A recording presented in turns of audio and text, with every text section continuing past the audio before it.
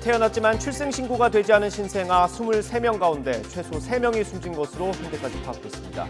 국회는 출생신고를 의무화하는 법안 논의를 이달 안에 시작합니다. 장기간 특별한 이유 없이 학교에 결석한 학생에 대한 전수조사 결과 20명에게서 아동학대 의심 징후가 발견돼 일부 수사가 진행되고 있습니다. 윤석열 대통령이 베트남 국가주석과 정상회담을 갖고 한 베트남 관계 확대 발전 방안을 중점적으로 논의했습니다. 앞서 김건희 여사와 함께 호찌민 전 국가주석의 묘소에도 참배했습니다. 대구경찰이 오늘 오전 대구시청을 압수수색했습니다. 홍준표 시장의 홍보 영상이 공직선거법을 위반했다는 고발에 따른 거로 최근 공권력끼리 충돌한 퀴어 축제와는 무관하다고 강조했습니다.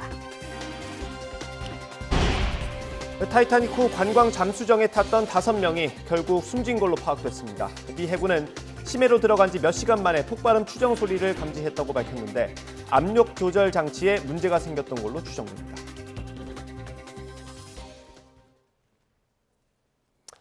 올해 초 인천에서 오랫동안 결석한 초등학생이 아동학대로 숨진 일이 있었습니다. 이후 정부가 전수조사를 했는데 20명에 대한 아동학대 정황이 추가로 발견됐습니다. 취재기자 연결해서 자세히 들어보겠습니다. 신지원 기자. 네, 사회정책부입니다. 네, 오랜 기간 동안 출석을 하지 않는 학생들이 전국에 얼마나 있었습니까? 네, 정부가 지난 3월부터 4월까지 전수조사한 결과 전국의 유치원과 중학교, 특수학교에서 이유 없이 장기 결석한 학생은 6,871명으로 파악됐습니다. 이 가운데 20명은 아동학대 정황이 발견돼 경찰 수사로 이어졌는데요. 피해 아동 4명에 대한 사건은 검찰에 송치됐고 나머지 16명에 대한 수사는 계속 진행 중입니다. 아동학대 정황이 발견된 20명 학생의 경우에는 아동보호 전문기관에서의 상담 및 심리지원, 가정방문을 통한 수업 지원, 병원 연계 등을 실시하였습니다. 앞서 지난 2월 인천 남동구에서 홈스쿨링을 이유로 장기간 학교에 나오지 않던 초등학교 5학년 학생이 부모의 학대로 숨진 사건이 알려졌는데요. 이 사건을 계기로 정부가 장기 미인정 결석 학생의 안전 상태를 대면으로 전수조사하게 됐습니다. 그 결과 지난 3월 한 달간 특별한 사유 없이 7일 이상 결석한 학생들은 초등학교에서 4,053명, 중학교에서 2,813명이 확인됐습니다. 특별히 이상 징후가 신고된 학생은 59명이었지만 이 가운데 39명은 특별한 범죄 정황은 없는 것으로 확인됐습니다. 정부는 아동학대 피해 학생들을 지원하는 한편 다른 취약 아동들에게도 교육 지원과 심리 정서 지원을 제공했습니다. 교육부는 앞으로 매년 2차례 장기 미인정 결석 학생의 안전점검을 정례적으로 실시하기로 했습니다. 또 교육청 등 유관기관과 함께 상담 치료 등 피해 회복을 지원할 방침입니다. 지금까지 사회정책부에서 전해드렸습니다. 영아 2명을 살해하고 시신을 냉장고에 유기한 혐의를 받는 30대 여성이 구속 전 피의자 신문을 포기했습니다. 경기 남부경찰청은 숨진 영아들의 친모인 고모 씨가 오늘 오후 2시 반 수원지방법원에서 예정된 구속영장 실질심사에 출석하지 않겠다며 포기서를 제출했다고 밝혔습니다. 다만 실질심사는 예정대로 진행되며 고 씨에 대한 신문 없이 서면 심리를 통해 구속 여부가 결정될 전망입니다. 고 씨는 지난 2018년 11월과 이듬해 11월 여아와 남아를 출산 하루 만에 살해하고 자신의 집 냉장고에 유기한 혐의를 받고 있습니다. 이번 사건, 출생신고가 돼 있지 않은 신생아를 조사하는 과정에서 드러났습니다. 감사원이 보건복지부를 감사하는 과정에서 2015년부터 지난해까지 출산 기록은 있지만 신고가 돼 있지 않은 미신고 영유아를 파악한 건데요. 몇 명이었을까요? 모두 2,236명에 달했습니다. 보시면 경기가 641명, 서울이 470명으로 수도권에서만 절반이 넘고요. 경남과 경북, 전남, 충남 지역도 보면 각각 100건에 가까운 사례가 나왔습니다. 감사원은 일단 자체적으로 고려한 위험도 기준으로 23명, 약 1% 정도를 선정해 조사에 착수했는데요. 이 가운데 3명이 이미 숨졌다는 충격적인 결과가 확인됐습니다. 비율로 본다면 10명 가운데 1명 정도입니다. 사례를 보겠습니다. 최근 수원에서 발견된 태아 2명을 비롯해서 지난해 경남 창원에서 생후 76일생 아기가 영양결핍으로 숨진 거로 확인이 됐는데요. 이 아기는 평소 아픈데도 병원 진료 자체를 제대로 받지 못한 거로 드러났는데 결국 지난 3월 20대 친모가 아동학대 치사 혐의로 구속된 이후 재판에 넘겨졌습니다. 또 2015년입니다. 한 아기가 출생 직후 베이비박스에 유기된 거로 파악이 됐는데 현재 다른 가정에서 지내고 있는 거로 알려졌죠. 조사가 진행 중이라 어떤 추가 사례가 나올지 확언할 수 없는 단계입니다. 표본 1%에서 나온 사망 사례만으로도 비율상 13%나 됩니다. 보건복지부는 미신고 신생아 2,200여 명을 상대로 전수조사에 착수했는데요. 현재까지 나온 조사 내용으로만 봤을 때 그 결과를 지켜보는 과정에 마음이 편치만은 않을 것 같습니다.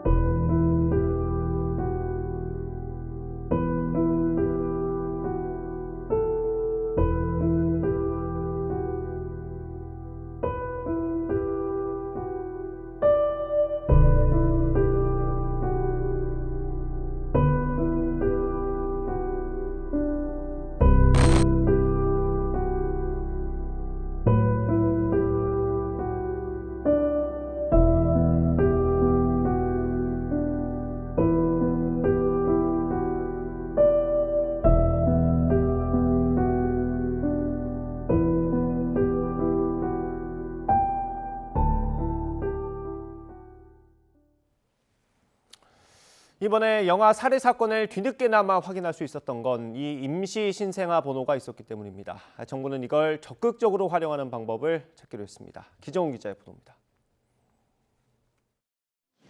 현행법상 신생아의 출생 신고 의무는 부모에게 있습니다. 신족이나 분만에 관여한 의료진에게도 후순위로 의무가 있긴 하지만 부모가 신고할 수 없는 경우고 이번처럼 부모가 고의로 신고하지 않을 땐 과태료 물리는 것 말고는 방법이 없습니다. 때문에 신생아의 출생을 의료기관이 지자체에 알리도록 하자는 게 의료기관 출생 통보제입니다.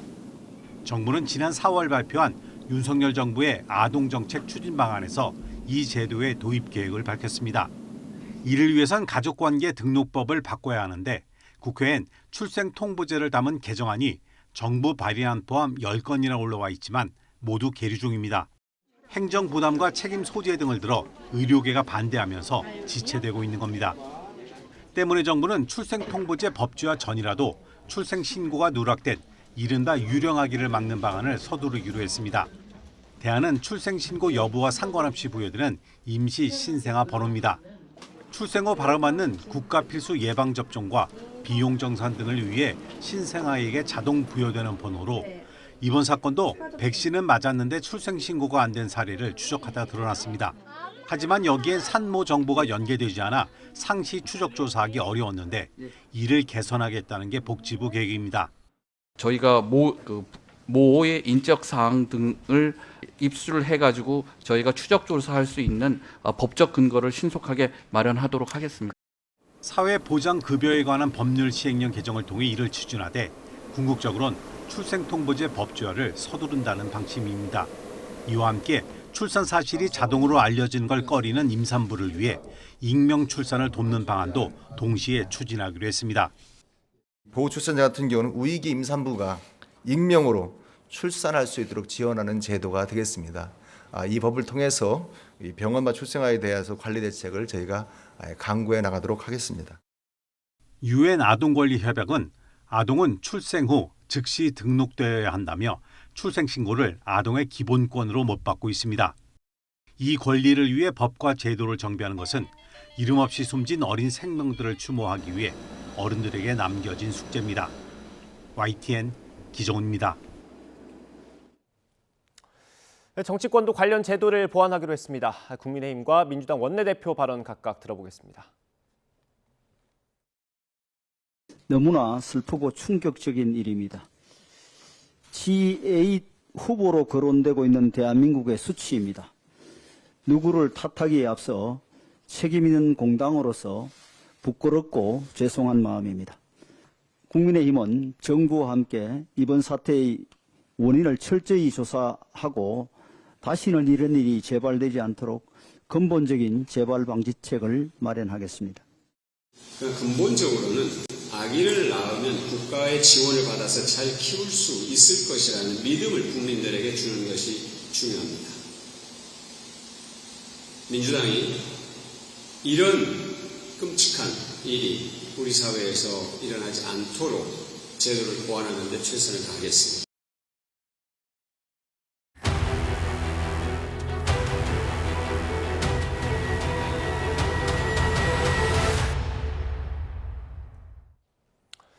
장마를 앞두고 비 피해 위험 지역을 찾아 점검하는 순서입니다. 올해 전 세계 바닷물 온도가 많이 올라서 장마가 길어지고 태풍까지 올 수 있다는 우려가 커지고 있습니다. 특히 해안가에서 주의가 필요해 보입니다. 현장에 취재기자 나가 있습니다. 오선열 기자. 네, 전남 목포 북항에 나와 있습니다. 네, 미리 어민들 만나봤을 텐데 반응이 어땠습니까?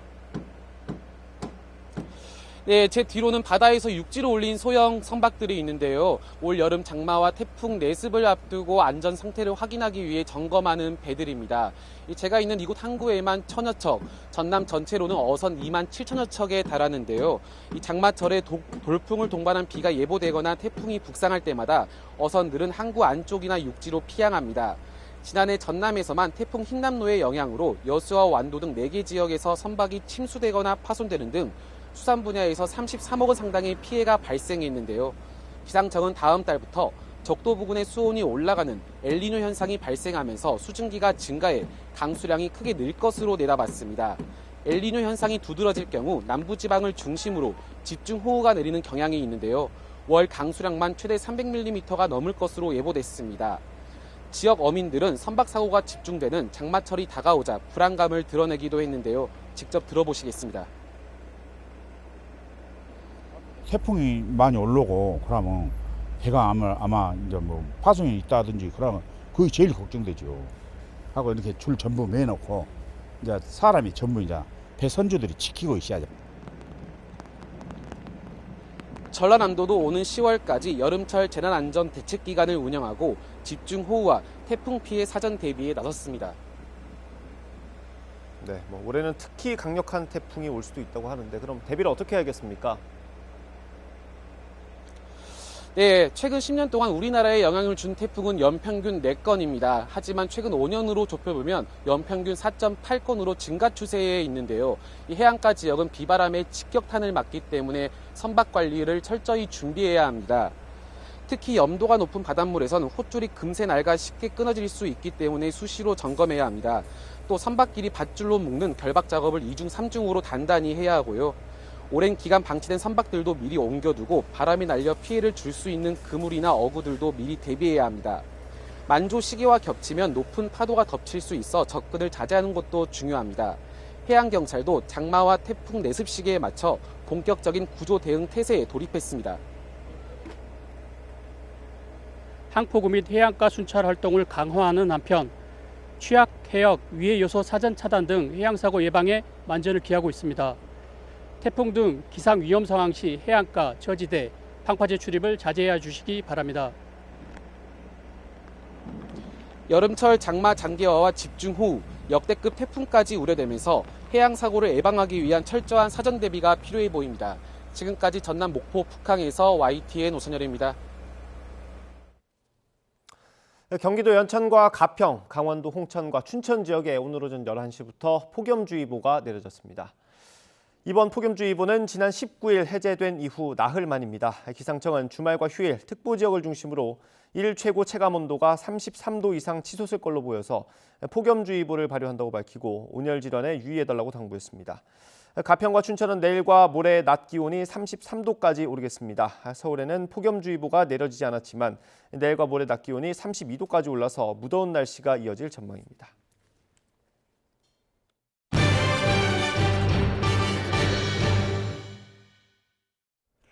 윤석열 대통령이 베트남 방문 이틀째인 오늘 공식 환영식과 기념 촬영을 시작으로 베트남 보반트엉 국가주석과 정상회담에 돌입했습니다.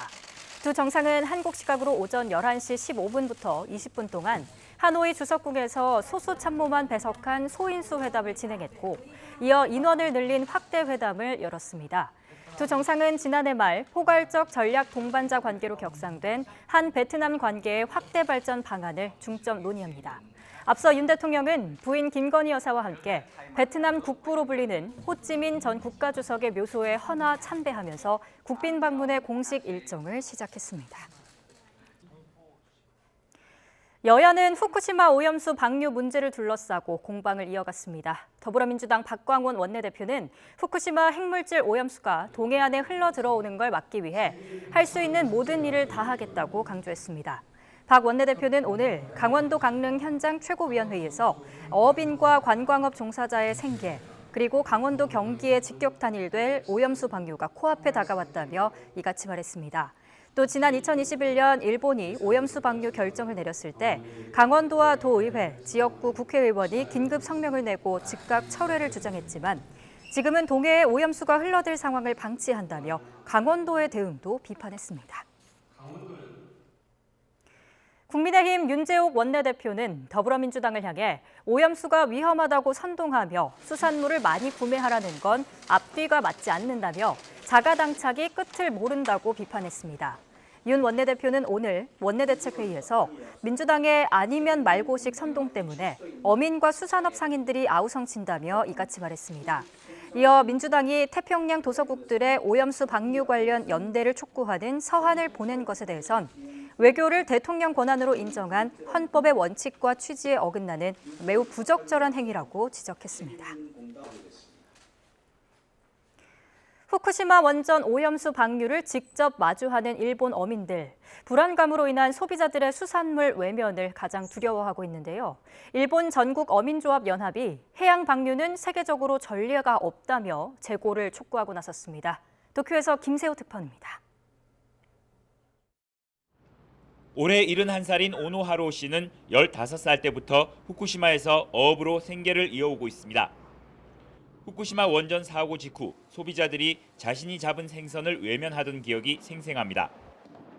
오노 씨는 원전 오염수 해양 방류가 결정되면 같은 경험을 10년, 20년을 더 겪을 수 있다고 주장합니다. 流せば売れないです。こういう経験がしてるんですよ。12年前に。政治家も悪い。海のこと分かんない政治家は。本当に。 이 같은 우려는 이미 후쿠시마만의 문제가 아닙니다. 일본 전국어업협동조합연합회는 오염수 해양 반대를 반대하는 결의를 채택했습니다. 오염수 해양 방류는 세계적으로 유례가 없는 일로 어민들의 미래 불안을 떨칠 수 없다는 겁니다. 연합회 측은 니시무라 경제산업상을 만나 이 같은 입장을 전했습니다. 我々にとりましてこのアルプス処理水を流されるということというのはやはりその死活問題である放流は私どもとしては認められないそれには賛成できないと IAEA가 조만간 후쿠시마 원전 오염수 방류와 관련한 최종 보고서를 발표할 예정으로 일본 정부는 특별한 문제가 없다면 올여름 방류를 강행하겠다는 방침을 거듭 밝혔습니다. またアルプス処理水の海洋放出の時期については本年春から夏頃とお示しをしておりこのスケジュールに変更はありません. 도쿄전력은 해저터널 굴착 완료 등 방류 준비를 거의 끝낸 상황. 일본 정부가 연일 세심한 설명과 이해를 강조하고 있지만 어민과 소비자의 불안을 불식시키기 위한 과제는 여전히 녹록치 않아 보입니다. 도쿄에서 YTN 김세호입니다.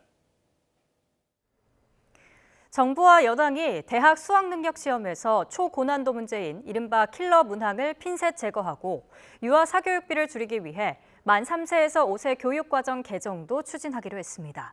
국민의힘 박대출 정책위 의장은 오늘 원내대책회의에서 공정한 수능을 위해 공교육 교과과정 내 출제 원칙을 어제 당정이 재확인했다며 이같이 밝혔습니다. 이어 적정 난이도를 확보하기 위해 출제 기법은 고도화하고 최근 3년치 수능과 올해 6월 모의평가를 분석해 킬러 문항 예시도 다음 주 정부가 공개할 예정이라고 덧붙였습니다. 더불어민주당 이재명 대표는 윤석열 정부가 교육 정책으로 악화된 여론을 잠재우려고 적을 만들고 칼을 휘두르는 위협 정치를 하고 있다고 비판했습니다. 이 대표는 오늘 강원도 현장 최고위원회의에서 졸속 행정과 엇박자를 가리려는 탄압 정치의 악습이 다시 시작되고 있다며 윤석열 정부식 위협 정치가 판을 칠수록 국민 불안과 불신은 더 커진다고 말했습니다. 이어 정부가 공교육 경쟁력 제고 방안이라며 난데없이 일제고사 부활과 자사고 외고 존치를 들고 나왔는데 이는 MB정부 대표적 실패 사례인 고교 다양화 정책과 학업 성취도 평가 전수화를 이름만 바꾼 거라고 주장했습니다.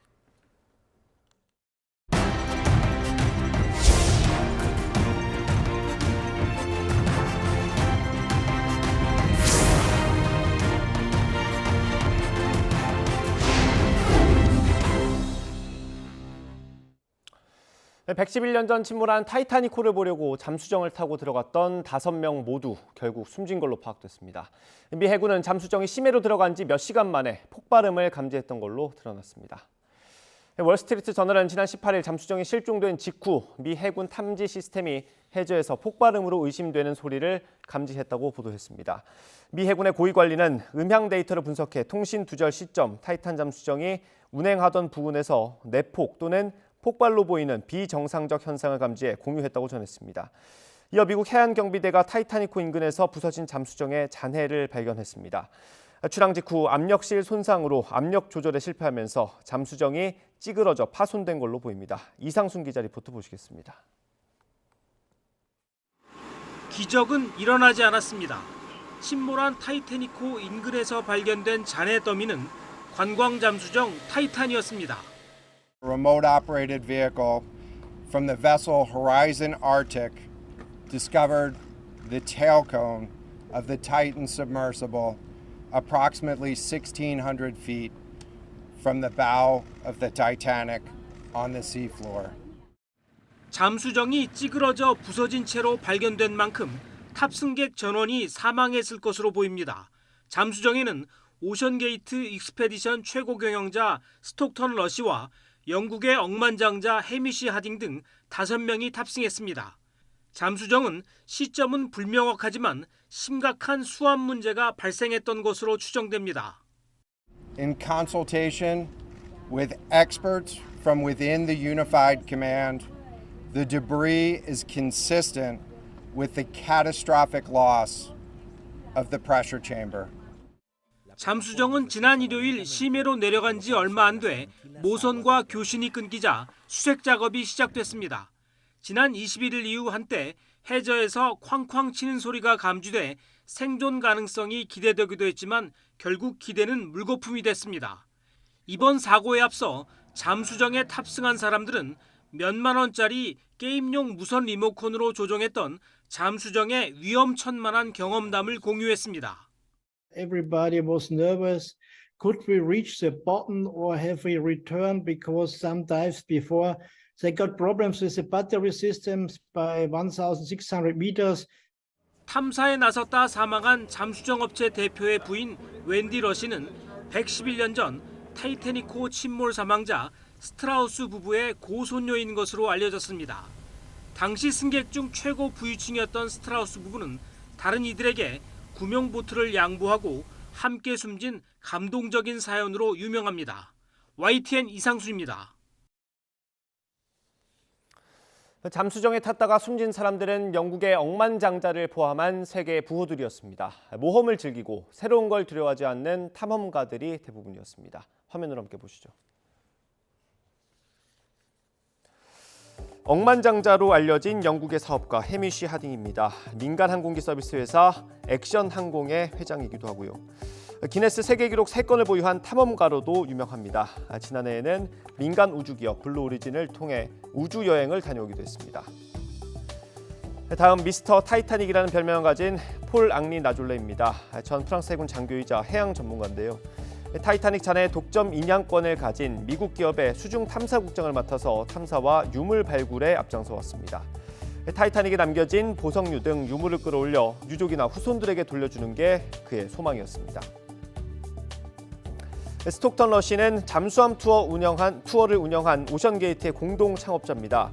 어려서부터 모험을 즐겼고 항공우주공학을 전공한 뒤 2009년 심해 탐사 회사 오션게이트를 창업했습니다. 잠수정 개발 과정에서 제기된 안전 문제에도 규제가 혁신을 늦춘다며 강행했던 것으로 전해집니다. 다음 샤자다 다우드와 아들 술레만 부자는 파키스탄에서 가장 부유한 재벌로 손꼽힙니다. 엄청난 부를 일궜지만 조용히 살아온 이들 부자는 남극과 아프리카 칼라하리 사막 등 오지 여행을 즐겼던 것으로 전해집니다.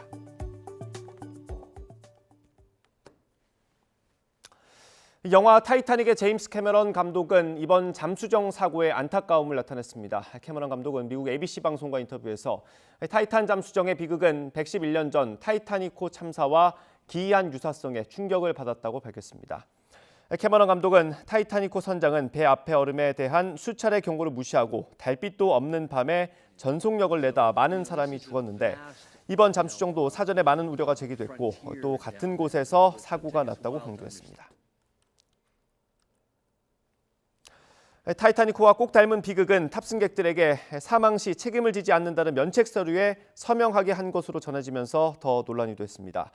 탑승객이 서명한 면책 서류 첫 장에만 사망이라는 단어가 3번 들어가 있었다는 진술이 나오기도 했고요. 잠수정을 탔던 CBS 방송기자 데이비드 포그를 통해 확인한 면책 서류에는 잠수정 탑승 시 신체적 부상이나 장애, 정신적 트라우마, 사망도 발생할 수 있다는 문구가 있었습니다. 특히 시제품으로 공인기관으로부터 승인받거나 검사를 통과하지 않았다는 내용도 들어있었는데요. 지난해 타이타닉호에 탑승했던 승객들은 이번 사고에 가슴을 쓸어내려야 했습니다.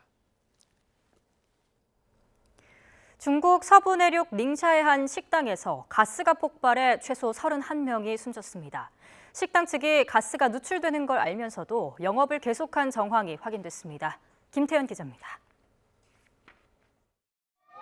중국 닝샤 회족 자치구의 성도 인천시의 한 고깃집에서 소방 사이렌이 울리고 시커먼 연기가 치솟습니다. 21일 저녁 일어난 액화 석유가스 폭발로 막대한 인명피해가 발생했습니다. 노인과 고교생 등 최소 31명이 숨졌습니다. 중국 신문망에 따르면 식당 직원들이 폭발 사고 1시간 전에 냄새로 가스 누출을 감지하고 LPG통의 밸브 고장을 발견했습니다.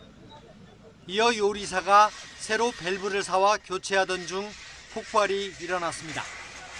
가스 누출을 확인한 단계에서 영업을 멈추고 손님들을 대피시켰다면 인명피해를 막을 수 있었다는 지적이 나옵니다. 시진핑 중국 국가주석은 부상자 치료와 사망자 가족 위로에 전력을 다하라고 중요 지시를 내렸습니다. 또 최대한 빨리 사고 원인을 규명하고 법에 따라 책임을 추궁하라고 지시했습니다. 중국 비상관리부와 위생건강위원회 등이 긴급 대응에 나섰고 현지 당국은 고깃집 사장과 직원 등 9명의 신병을 확보하고 자산을 동결했습니다. 중국에서는 지난 2월 내이멍구 탄광 붕괴로 53명이 숨지고 4월에는 베이징시 병원 화재로 29명이 사망했습니다. YTN 김태현입니다. 바이든 미국 대통령이 시진핑 중국 국가주석을 독재자로 표현한 것을 두고 논란이 확산하는 분위기입니다. 중국은 거듭 공식 항의했는데 바이든 미 대통령은 사실을 말한 거라며 미중 관계에 해가 되진 않을 거라는 입장을 밝혔습니다. 김선희 기자입니다. 바이든 미 대통령이 시진핑 국가주석을 독재자라고 표현한 것에 대해 중국 측은 연이어 공식 항의했습니다. 중국 외교부에 이어 새로 부임한 주미 중국 대사까지 나서 단호히 대응하겠다고 말했습니다. 미국이 조치를 즉각 취하지 않는다면 모든 후과를 감수해야 할 것이라고 경고했습니다. 앞서 바이든 대통령은 한 재선 모금 행사에서 시 주석을 독재자라고 표현했습니다. 중국의 정찰 풍선 격추 사태를 언급하며 당시 시 주석이 경위를 몰라 당황했는데 독재자들에겐 큰 창피라고 말한 겁니다. 美方有关言论极其荒谬，极不负责，严重违背基本事实，严重违背外交礼仪，严重侵犯中方政治尊严，是公开的政治挑衅。 파장이 커졌지만 바이든 대통령은 사실을 말한 것이라며 바꿀 생각이 없다고 말했습니다. 인도 모디 총리와의 공동 기자회견에서 독재자 발언은 약간의 혼란을 일으켰을 뿐이라며 미중 관계에 악영향은 없을 것이라고 일축했습니다. 또 시 주석과 곧 만나길 기대한다고 밝혔습니다. Secretary Blinken had a great trip to China. I expect to be meeting with President Xi sometime in the future, in the near term. 바이든 대통령의 해명에도 중국 측의 반발은 쉽게 가라앉지 않는 분위기입니다. CNN 등 미국 언론은 토니 블링컨 미 국무장관의 방중으로 해빙 무드로 가는 듯했던 양국 관계가 바이든 발언으로 다시 꼬이고 있다고 진단했습니다. YTN 김선희입니다. 본격적인 여행철을 앞두고 있습니다. 여행 수요는 벌써 급격히 늘고 있습니다. 지난달 기준 출국자 648만 명으로 집계됐습니다. 지난 한 해 출국자 수인 655만 명에 거의 근접한 수준입니다. 해외 여행객이 폭발적으로 늘면 그만큼 사건, 사고도 늘 수밖에 없습니다. 이에 외교부가 여행업계와 안전 간담회를 열었습니다. 이 자리에서 외교부가 대표적으로 주의를 당부한 게 있습니다. 바로 다음 달부터 시행되는 중국의 개정 반간첩법입니다. 中华人民共和国反间谍法自2023年7月1日起施行。 기존 간첩 행위는 국가 기밀 정보를 매수하거나 불법 제공하는 것 등으로 한정됐습니다. 그런데 개정법에 따르면 기밀이 아닌 자료더라도 유출하거나 접근하면 문제가 될 수 있습니다. 국가 안전 이익에 관한 문건을 간첩 행위 대상에 포함했기 때문인데 구체적 정의가 아직 없다는 게 문제입니다. 예를 들어서 중국에 대한 비판 기사를 인터넷으로 검색하거나 저장하는 경우에도 간첩 행위로 오해받을 수 있습니다. 군사 방산 시설이나 시위 현장을 함부로 방문하거나 촬영하는 것도 안 됩니다. 법을 위반한 외국인은 추방이 가능하고 추방되면 10년 내 입국이 금지됩니다. 일본 여행 요즘 초엔저 현상으로 많이 계획하고 계실 텐데 일본으로 떠날 때는 최근 일본이 금제품 반입 심사를 엄격하게 한다는 걸 유념해야 합니다. 외교부는 평소 착용하는 고가의 금제품은 한국에 두고 가는 게 좋다고 안내했습니다.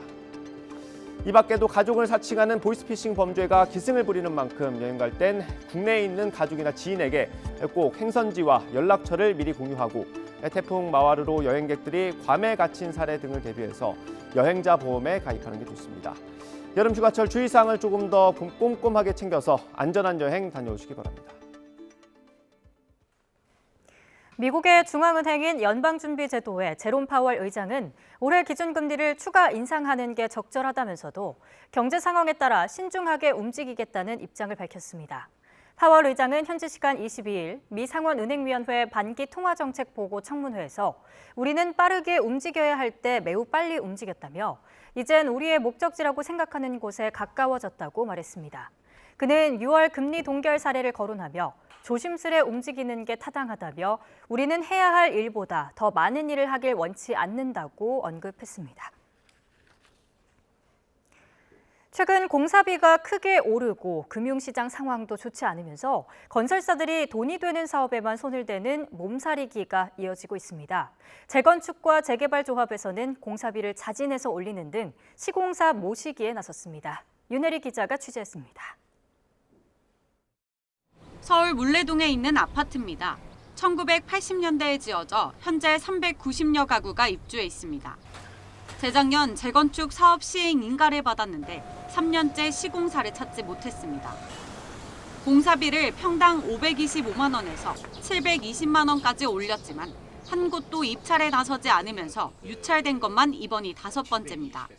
우크라이나 전쟁, 또 공사비, 철근, 또 레미콘 이런 파동 때문에 상당히 많이 올린 상태에서 시작을 하게 됐지요. 그래서 720만 원에 세 번째, 네 번째 유찰이 돼서 5번째 이제 수의 계약으로 했으나 아파트 단지가 커도 예외는 아닙니다.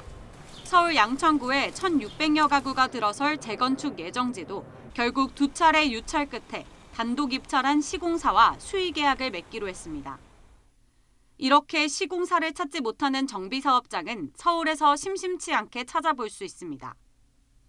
R자 사업으로 꼽히는 서울의 재건축, 재개발 사업마저 건설사들이 선별적으로 수주에 나서고 있는 겁니다.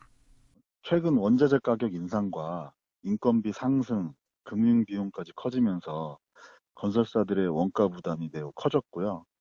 그래서 예전처럼 공격적인 수주 경쟁보다는 수익성 확보가 가능한 사업을 선별해 수주하는 신중한 경향을 보이고 있습니다. 문제는 앞으로 이런 사업장이 더 늘어날 수 있다는 겁니다.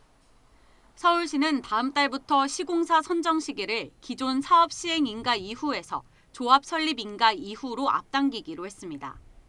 시공사를 선정할 수 있는 시기가 빨라진 건데 지금처럼 공사비가 계속 오르는 상황에선 건설사들이 미리 수주에 나서지 않을 가능성도 큽니다. 원자재 값이 오르고 금융시장도 불안해지면서 주택 건설사들이 몸살이기를 하고 있고요. 입지가 좋지 않거나 소단지들은 사업이 연기되고 이렇게 되면은 2, 3년 뒤에는 주택시장의 수급 불균형에 따른 불안 요인으로 작용할 수가 있습니다.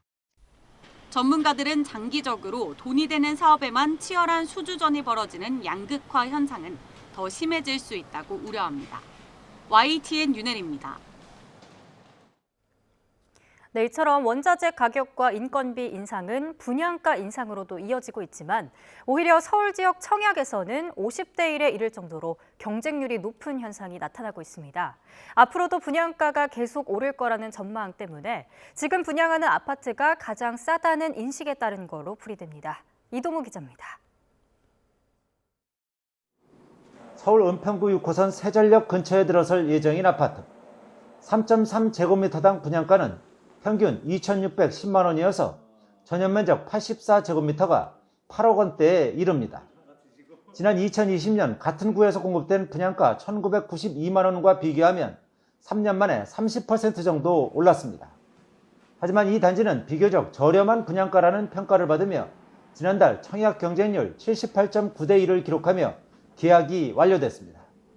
지난해 12월 분양한 강동구 둔촌주공 재건축인 올림픽파크 포레오는 고분양가 논란을 빚으며 계약 포기가 속출하기도 했습니다. 그렇지만 현재 전용면적 84제곱미터 입주권은 18억 원 정도로 13억 원이었던 분양가에 비해 5억 원 정도 올랐습니다. 낮은 층 외진 쪽은 17억 5천, 아주 좋은 거 남양 판상형 높은 층은 18억 5천 이렇게 형성되어 있어요. 거래는 좀 활발한 편이에요. 올해 서울 아파트 평균 청약 경쟁률은 49.8대 1로 전국 평균의 7배를 넘었습니다. 지난해 평균 10.3대 1보다 5배 가까이 높아진 셈입니다. 서울 청약시장의 분위기가 반전된 것은 부동산 규제 완화와 금리 인하 영향인 것으로 풀이됩니다. 서울 지역 저점론이 힘을 얻고 원자재가 급등으로 분양가격이 계속 오르고 있습니다. 지금 분양하는 아파트가 가장 싸다는 인식과 젊은 층 실수요자의 구매 심리가 확산되면서 올 하반기엔 청약 열기가 더 뜨거워질 전망입니다. 실제로 공사비 인상 등으로 지난해 분양가는 16% 넘게 올랐고 올해 들어서도 15% 가까이 뛰는 등 최근 2년 동안 오름세가 가파릅니다. 분양가격 급등세가 오히려 청약 수요를 키우고 있는 셈입니다. 전문가들은 실수요는 물론 투자 수요까지 흡수하는 수도권 분양시장 쏠림 현상이 심화되면서 지방은 당분간 침체에서 벗어나기 어려울 것이라고 전망합니다. YTN 이동우입니다. 대구경찰청이 오늘 오전 9시부터 대구시청 동인청사를 압수수색하고 있습니다. 경찰은 지난 2월 대구참여연대가 홍준표 대구시장과 대구시 공무원이 공직선거법을 위반했다는 고발을 한 것과 관련한 압수수색이라고 설명했습니다.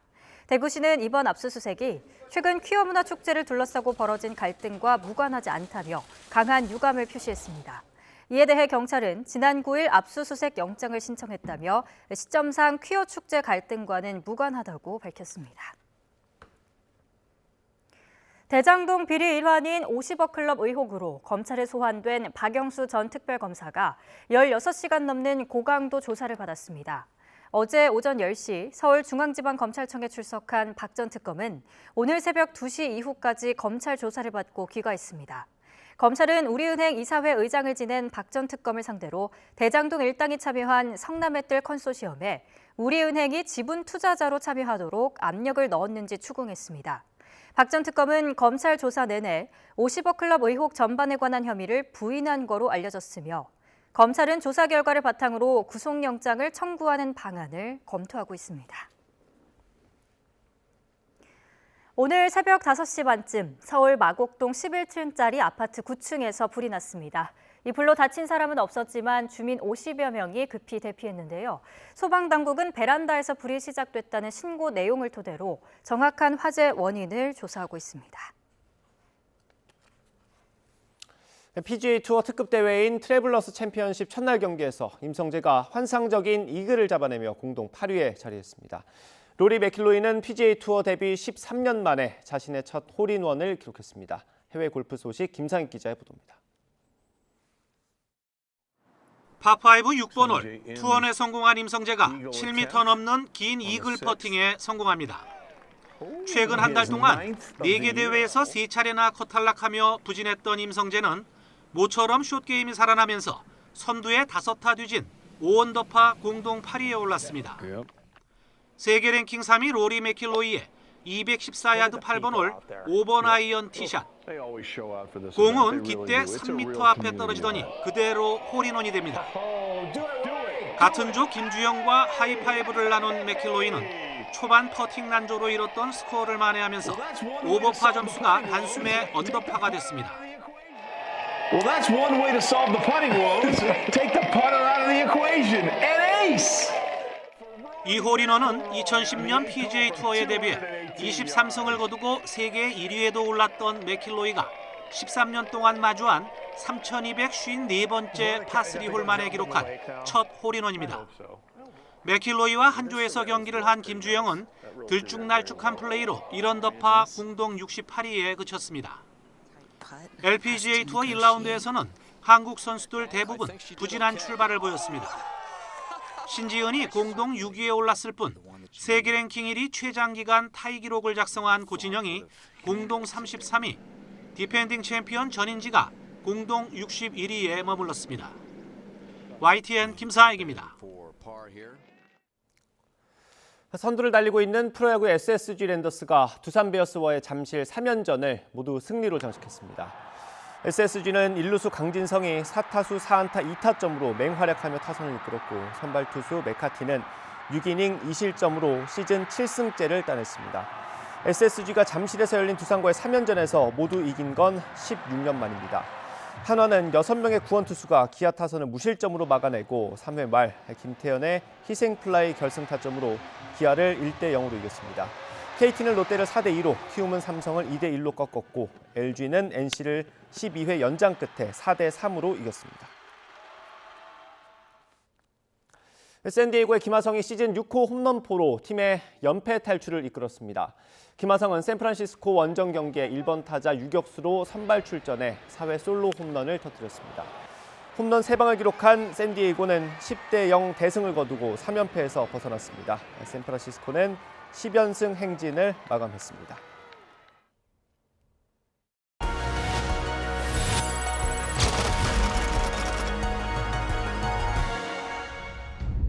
Güney Kore'ye asker gönderiyoruz, duymuşsundur.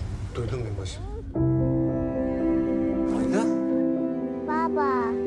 Ben onu da götüreyim. O zaman dönelim. Yeter! Geri geleceğim. Ve bu sefer hiç ayrılmayacağız.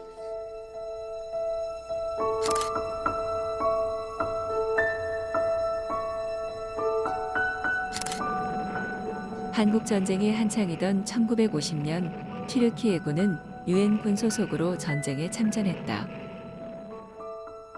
튀르키 해군인 슐레이만은 후퇴하던 중 홀로 남겨진 5살 소녀를 발견해 부대로 데려왔다. 달을 뜻하는 튀르키예어 아일라를 이름으로 붙여주며 교전이 벌어지는 현장에서도 둘은 늘 함께했다.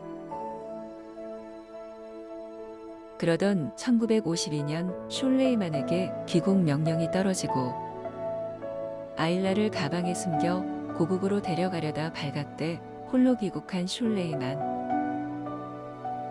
아일라는 튀르키 해군이 세운 고아원 앙카라 학교에 남겨졌다.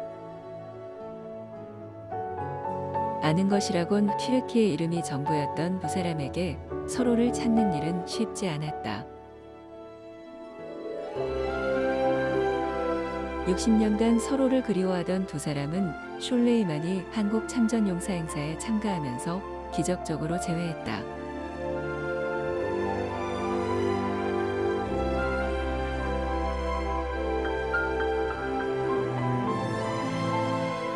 전쟁터에서 아버지처럼 끝까지 친딸처럼 보듬어 주시고 키워주셔서 감사합니다. 아버지 사랑합니다.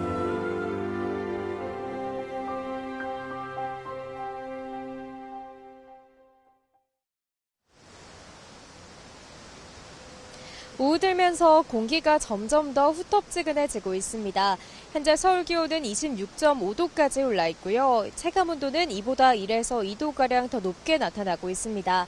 앞으로 기온은 31도까지 올라서 무척 덥겠습니다. 한낮 시간 야외 활동하신다면 통풍이 잘 되는 시원한 옷차림 하고 나오시기 바랍니다. 오늘은 전국적으로 맑은 하늘이 함께하고 있습니다. 공기도 깨끗한데요. 다만 늦은 오후에는 대기 불안정이 심해지면서 강원 남부와 경북 북부 내륙에 요란한 소나기가 지나겠습니다. 특히 강원도에는 소나기와 함께 알갱이가 작은 쌀아구박이 떨어지는 곳이 있겠습니다. 시설물 관리와 안전사고에도 유의해 주시기 바랍니다. 또 낮 동안 볕이 강하게 내리쬐면서 남부와 동해안 지역의 자외선 지수가 매우 높은 수준까지 치솟겠고요. 수도권과 충남, 남부 곳곳에서는 오존 농도도 짙게 나타나겠습니다. 오늘 낮 기온은 어제보다 1에서 5도가량 높겠습니다. 서울과 대구의 한낮 기온 31도, 대전 32도, 광주는 33도까지 오르겠습니다. 주말인 내일도 대체로 맑고 더운 날씨가 이어지겠습니다. 이에 따라 경기 연천과 가평, 강원도 홍천과 춘천에는 나흘 만에 다시 폭염주의보가 내려졌는데요. 하지만 휴일인 모레에는 남부와 제주도를 시작으로 월요일부터는 중부지방에도 올해 첫 장맛비가 내릴 전망입니다. 다가오는 휴일 장마 시작부터 국지성 호우가 쏟아질 가능성이 있습니다. 산사태나 저지대 침수 등 비로 인한 피해가 발생하지 않도록 대비 철저히 해주시기 바랍니다. 지금까지 YTN 윤수빈입니다. 이상으로 뉴스 앤 이슈 마치겠습니다. 잠시 뒤에 더 뉴스가 방송됩니다. 시청해주신 여러분 고맙습니다.